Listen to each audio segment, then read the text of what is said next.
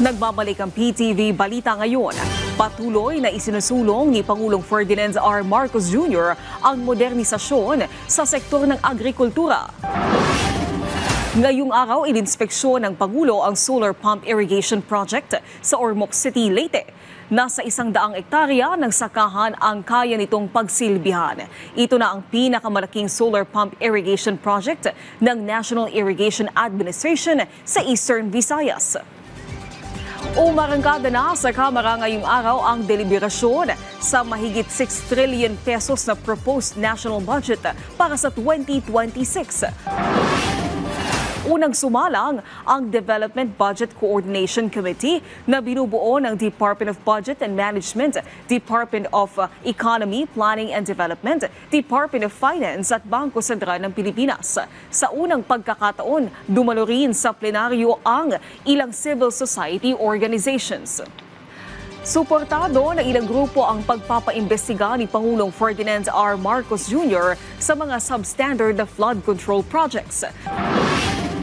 Mababatid na agad nagpadala ng scuba divers ang Pangulo sa flood control project sa Kalumpit, Bulacan kamakailan. Dito natuklasan na natabunan ng makapal na silt ang mga pader at substandard ang mga ginamit na materyales sa proyekto. Ayon kay People's Alliance for Democracy and Reforms, Chairman Emeritus Dr. Jose Antonio Goycha, agad na umaksyon ang Pangulo para masumpo at mapanagot ang mga sangkot sa maanumalyang proyekto. Samantala, alamin natin ang ibang balita sa PTV Davao mula kay Jay Lagang. Mayong adlaw, napasakaan og kaso ang 8 ka mga Chinese nationals nga nadakpan sa mga personahe sa National Bureau of Investigation kon NBI Southeastern Mindanao Regional Office.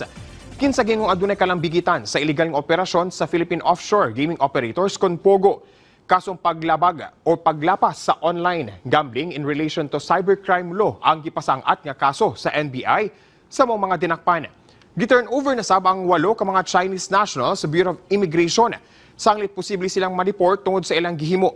Sa inisyal nga investigasyon, gibutyag sa NBI nga modus karon ang paghimo og mga gagmayng grupo sa mga POGO aron nga dili makakuha og atensyon.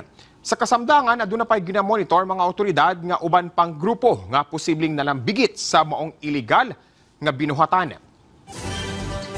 Arestado ang 3 ka mga individual human nga nakuhaan og kapin 60 grams sa gituang shabu atol sa buy-bust operation sa Davao de Oro Provincial Office sa Philippine Drug Enforcement Agency, Region 11. Gimo ang operasyon sa pakigalayon sa 1st Davao de Oro Police Mobile Force Company ug nabunturan Municipal Police Station niadtong Agosto 16 ning tuiga sa Purok 4, Barangay San Isidro, Nabunturan, Davao de Oro. Nailhan mga dinakpan nga sila alias Nilo nga mo'y gitudlong drug den maintainer, pati na si alias Pidot nga gitudlong empleyado sa drug den ug ang drug den visitor nga gilang si alias Jeffrey. Mag-atubang sila sa kasong pagsupak sa Republic Act No. 9165 kon Comprehensive Dangerous Drugs Act of 2002. Ug mo kadto mga nagunang balita dinhi sa PTV Davao. Ako si Jay Lagang. Mayong adlaw. Daghang salamat, Jay Lagang. At yan ang mga balita sa oras na ito.